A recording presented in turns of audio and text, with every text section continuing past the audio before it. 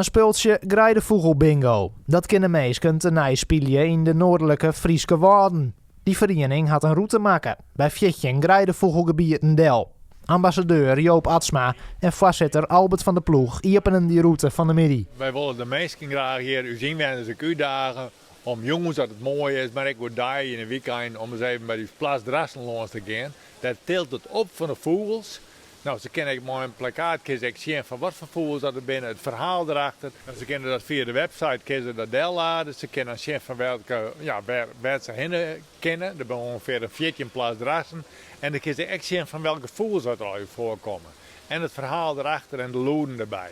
Met een speciale kaart en een QR-code kunnen fietsers of kuierders dan op zoek naar de skriers of de liep. De tocht maakt mensen meer bewust maken van het bestaan en de rol van grijdevoegels. Om mensen mee te nemen in ons grijdevogelbeheer. En wat er al verdiend wordt, welke mensen dat er al belutsen binnen, de beheersregisseurs, maar ook de boeren die dat al doen. En wat we daar al voor doen. En we hebben het zien onrennen. Melkveehouder Tseert Veenstra van Serhuzem docht al jaren aan agrarisch natuurbeheer.